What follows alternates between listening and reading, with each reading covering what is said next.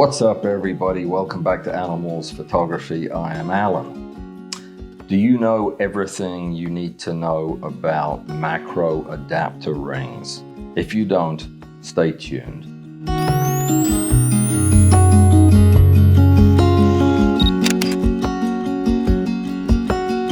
Not a week goes by that I don't hear from one of my viewers who has questions or concerns about how to adapt the new enlarger lens they just purchased for their camera or for their bellows or for their extension tubes.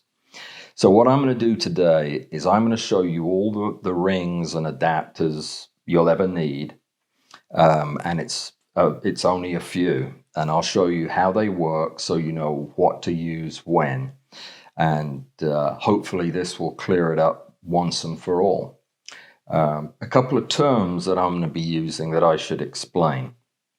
When I talk about a thread being either a male or a female thread, I'm talking about whether or not the thread is cut on the outside of the object, in which case it's a male thread.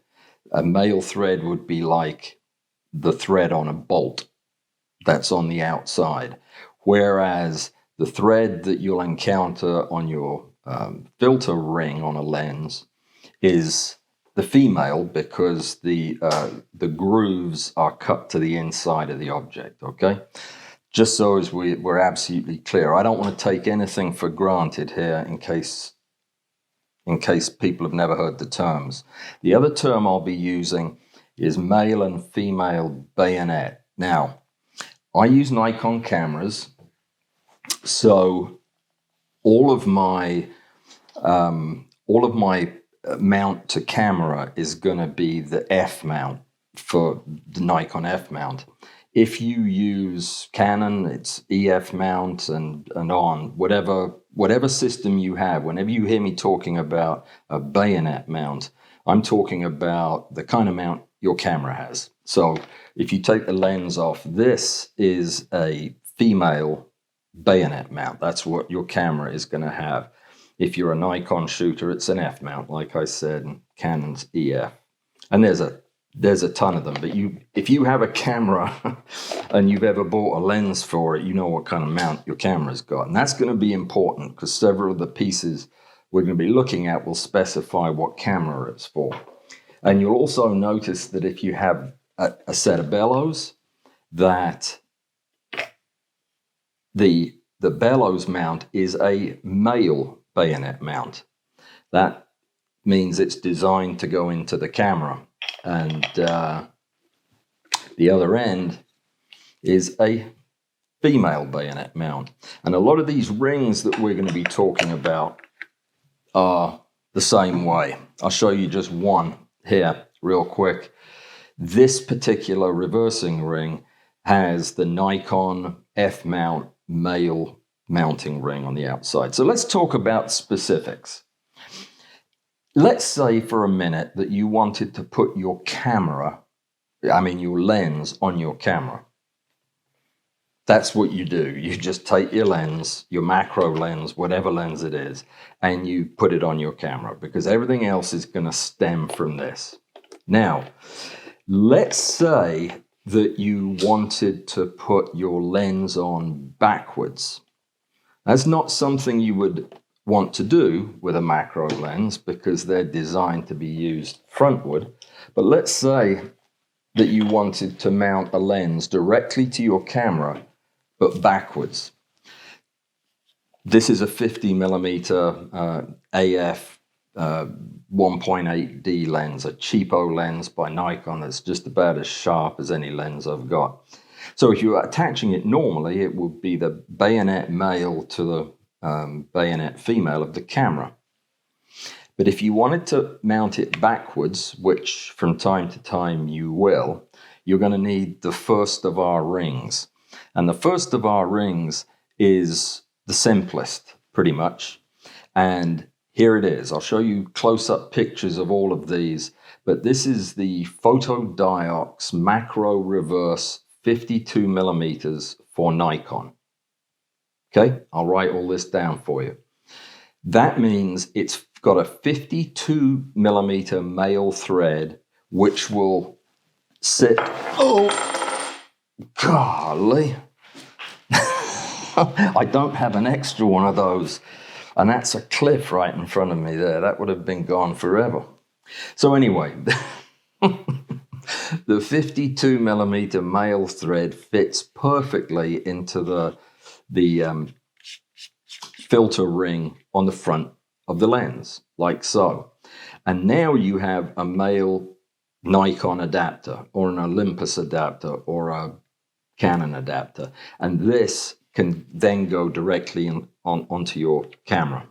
Now, you'll notice that in doing so, you don't have any electrical connections. Well, that doesn't matter because you can be shooting manually anyway. And that's what you end up with right there. You end up with the lens mounted backwards, and all you needed was one ring. Okay, so we'll take that off. These things, when you buy one, you need to make sure that you're getting the millimeter size of the ring needs to be the same as the filter size on your lens. And most lenses, certainly all Nikon lenses, have that number written on the back. It's got a circle with a line slashed through it, which means diameter, and 52. So you'll know just by looking at your lens what size you need. And then, of course, the other side just needs to be specified as the male bayonet for whatever your camera mount is. Okay, we got that one. Now let's say you wanted to mount this lens forwards or backwards on extension tubes. Well, I'm showing you this just to show you that the extension tube, this is a set of 3 extension tubes. It's really just that. It's a tube. There's nothing in it. The part of the extension tube that you're going to attach the lens to is actually exactly the same as the camera mount. So to mount a 50 millimeter lens the right way around, it's just a matter of attaching it the way you would to a camera. And if you wanted to mount it reversed, it would be exactly the same ring that we already talked about. In this case, 52 to the lens and the F mount to go to the extension tubes. Right. By the way, if you don't have a full set of step up and step down rings, you should get them. They will come in handy so many times. You can buy these sets of like 20 of them in all different sizes for about the same price you can buy one of them in a specific size.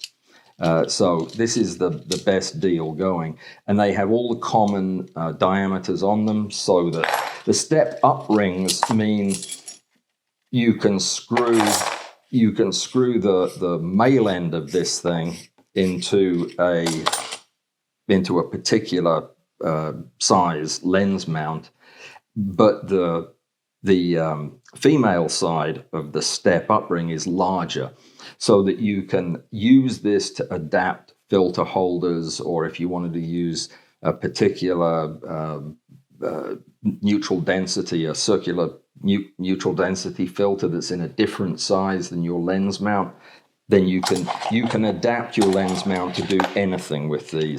These are made by XC Source, whoever that is.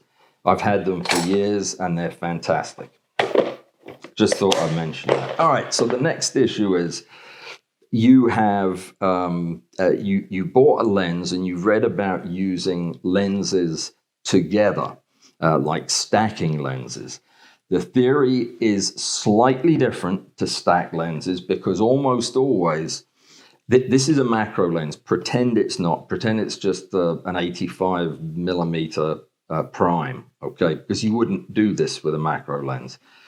But if you have a macro lens, you know from reading the back of the lens, it also is 52 millimeters. So if you were going to use this in a stacked array with this 50, you would want to use this 50 backwards. So that is what you're trying to achieve. But this is a female filter ring, and so is this. So you've got two female filter rings. They are not going to fit together, even though they're the same size. That's when your next ring comes in. And this is one that you, if you do any macro at all, you definitely need to get your hands on one of these. It's also made by Photodiox. It's called a 52 to 52 coupling ring.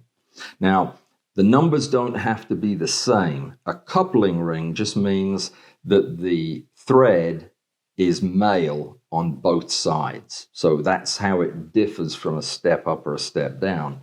It means that you can screw a 52 millimeter lens on one side, 52 millimeter diameter filter holder size, and then attach it to the front of your second lens. And that is all there is to it. So that's the second ring that you need if you're ever planning on doing any compound lens stacking like that. So we've got the bayonet mount for your lens, then lens to lens, you need that. Now, most of the questions that I get concern the use of specialty lenses because they have weird sizes. And that's mostly what I'm going to talk about here. And we're going to talk about the most popular of them all, the L Nikkor 50 millimeter 1 to 2.8. This is a stupendously great lens. I think it's got six elements in this lens, and it is a flat field lens. It's made for doing enlargements. That's print enlargements, but it is just superb as an extreme macro lens. It works best in the 1-to-1 range or the 2-to-1 range. It works well on extension tubes. It works well on bellows. You probably wouldn't ever want to just attach it to your camera directly, but you could, and we'll talk about that. Okay, so let me talk about the anatomy of this lens. When it was used as an enlarger lens, it would be screwed into the enlarger with the narrow end up here, like so. And so this is the camera end of the enlarger lens. And this is the part that would be pointing at your print medium or your photographic medium for the enlargement.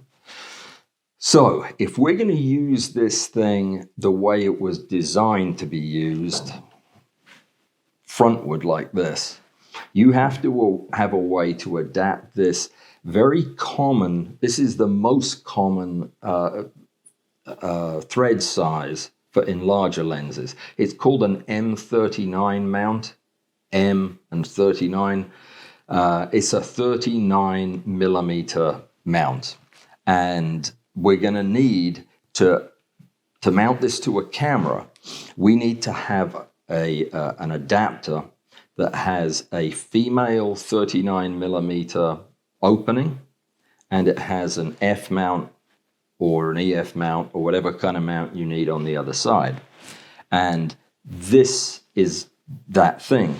And you can see that it also has a male bayonet on one end and a female, which is 39 millimeters on the other.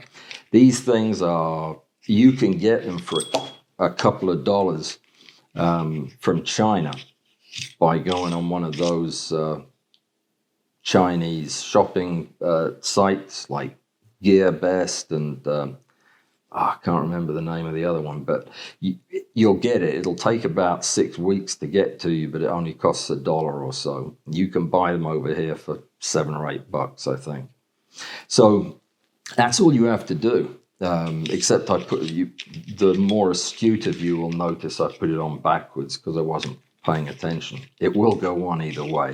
You definitely want it to go backwards. That puts the bayonet mount on this end. Now, I use this adapter when I am attaching the the lens to bellows, and it just fits into the bellows. If you can get it to sit right, just like it would on a camera, like so. If you were attaching this lens the right way around to a camera, and like I say, I'm not sure why you would do it, you would have to be very careful and make sure that you have enough clearance inside your camera for this this inner element here, this closest element. It looks to me like mine would just about touch the mirror, so I wouldn't. Like I said, I can't think why you'd want to do that. I'm sure somebody will come up with an idea, but this is the thing you need. Now, this is 39 millimeters, so when you order one of these, you're looking for a female 39 to your camera mount adapter. Got it? Now, most people are going to want to attach this thing backwards. And that is probably the most complicated thing I'm going to show you. That is the way. You really don't need to reverse this Nikkor 50. It works just as well front ways around as back ways. When you really want to reverse the lens is if the focal distance is shorter than about 50. If you've got a 35 millimeter lens, then it will give you an added advantage to reverse it. I think my pictures are sharper with this reversed, so that's the way I use it. Now, to reverse this, you need the most unusual adapter that you're going to have to buy. And it's because of the weird filter ring size on this lens, which is 40.5 millimeters. And because this is a filter ring, it's an internal or a female ring. So this 40.5 millimeter on one end ring just is supposed to just thread onto the inside of the front of this lens, and it does. The problem is the outer part of the adapter, the part that would be attaching to your camera or your bellows or your extension tubes, is 52 millimeters male. Now, where that becomes a problem is we haven't talked about anything that has 52 millimeters female on one end and an F mount on the other. The things we've been talking about are the opposite of that. So what we need to do, I'm sure that you can just buy an adapter that does that, but I just use a step-up ring. Oftentimes step-up rings, this one in particular, this is a 55 millimeter to 52 millimeter. That means the inside is 52 millimeters and this little outside rim is 55. But you can ignore the 55 because we're not doing anything with that. You'll see that the thread goes the entire distance of the inside diameter, which means I can screw the female to male part of this 52 ring right onto my first adapter, and then now I have a female 52 because it doesn't fill up the whole ring. It leaves me some room, so I can just take my my regular 52 millimeter reversing ring, the first thing I showed you, and screw that directly onto that adapter. Now we have an F mount which fits in the bellows. It fits directly into the extension tubes, and it would fit directly onto your camera, just like so. It is that simple. Now, is there any other piece of equipment that you might need? There is one other important adapter that you might want to think about buying. I have mixed feelings about this one. I use it, but it irritates me for how expensive the thing is. But let me tell you about the circumstance first. If you're shooting, say, on your DSLR or mirrorless, and you're using a stack of extension tubes or even bellows. As you know, with this kind of setup, which is great for high magnification, the working distance from the end of your lens, from the rear element of your reversed 50 millimeter lens in this case, is going to be very short. In other words, your subject is going to be millimeters sometimes from the end of this rear element. And this is the element that you really don't want to scratch. I mean, you can get away with some damage to the front element, but you really want to keep this thing pristine. So what I do is there are several workarounds, cheap workarounds, where you can screw something on the end here that will kind of guard the end part of the lens, the rear of the lens. But what I prefer to do is use this last adapter, which is called the BR3. The BR3 is made by Nikon, and I've never found a good third-party brand for this. I'm sure they're out there somewhere, I just haven't found them. The way this works is it has a bayonet female mount, just the same as your camera. The hole in your camera has this same mount, but it has a 52 millimeter inside female thread on the other end.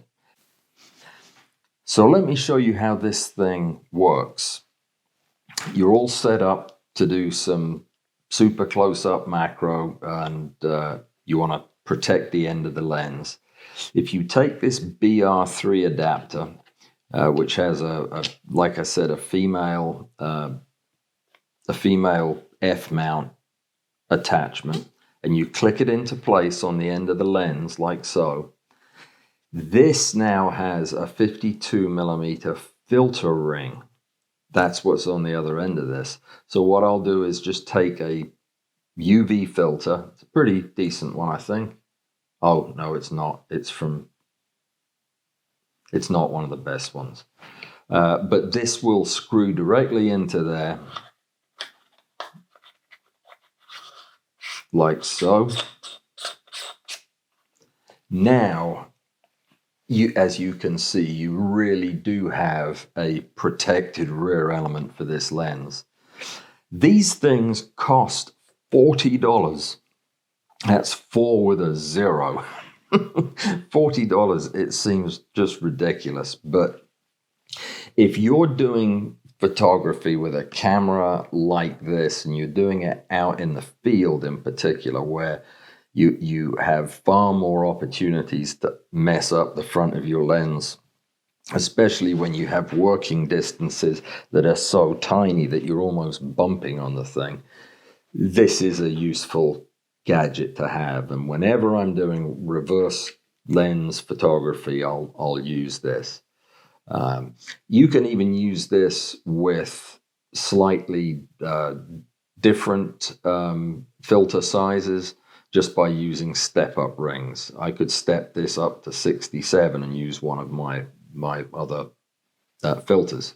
So to recap, you're really only going to need 4, possibly 5 different rings to do everything you're ever going to want to do in terms of mounting lenses to your bellows, to your camera, or to your extension tubes. You're going to need 5 rings total. A coupling ring, one of those with the thread sizes for each of the lenses you plan to couple, because one's going to be forward, one's going to be reversed, like so. That's a coupling ring. The second ring is the M39 ring, which has a female 39 millimeter thread here to screw onto the camera side of your enlarger lens. And then on the back, it has the F mount, or whatever your camera mount is, to allow you to attach this to a camera to bellows or to extension tubes. That's number 2. Number 3, a reverse mounting adapter. This is the one that you need to specify the filter size of your lens and the right camera mount for your camera. And you simply, this is for screwing a regular lens backwards onto your camera. So that's the 3rd ring. Bam, right onto your camera. The 4th ring is this 55 to 52 millimeter step down ring. It's confusing. It's really, we're using it as a 52 internal to 52 internal coupler. But this is, I had this sitting around, that's why I use it. I'm sure that you can get something that allows you to skip that step, but use what you've got. So the last piece is the one that you're going to have to order from somewhere, because this is a bit of a funky size. This is the 40.5 millimeter that allows you to mount to the filter ring of your enlarger lens, and it has a 52 male on this side. I don't have anything to directly couple this to a male bayonet mount. I have the BR3, which will allow me to couple it to a female mount, which isn't very useful for me. So that's why I have this 52 to 55 step down ring. Screw that on, and then you can put your regular, the 2nd ring we talked about, the F mount to 52, like so. Okay, so that's all you need. They're the 5 rings that you need. Some of these will come in a set. Actually only one of them will. If you just order a set of step up and step down rings, this 55 to 52 step down ring will be in any set that you get, or you can order it separately. But the others you're going to have to specify. And you'll find these on eBay. Just make sure that anything with a bayonet mount is for your camera system. And make sure that you know what all of your lens filter sizes are. If you don't know, if your brand of lens doesn't have it written somewhere on the lens, just use a caliper. In fact, you can just use a millimeter rule, and you can measure it and at least get within the ballpark to know what it is. Most of these things come in pretty standard sizes. The only one that isn't is this 40.5 millimeter one. Whoever dreamt that up should be ashamed of himself. So that's it. I hope that wasn't confusing and covered all of the ways that we can adapt our lenses to work with one another, or to work backwards, or to work backwards with one another. If I missed anything, or I made matters worse and you're still confused, let me know, and I'll work on doing better. But hopefully that's all the information that you guys have been asking for. I think I've covered every question that has been asked of me. So anyway, give it a try. The whole thing's going to cost you maybe $15 for all of these rings, which allows you to do everything you can imagine with your camera extension tubes for really good extreme macro photography. Okay, guys, that's it. It's here in America, it's called Thanksgiving Day today, which is, I think it's a holiday built around eating, but it might have some other relevance as well. But thank you very much to everybody who follows this channel and watches these videos. I really appreciate it. I really appreciate you. I will be back in just a few days with, I've got a rant coming up, and then the compositing video that I've been promising. I just haven't quite finished editing it. So see you in a few days. Check out the website, alanwallsphotography.com, and I will see you right after the holidays. Farewell.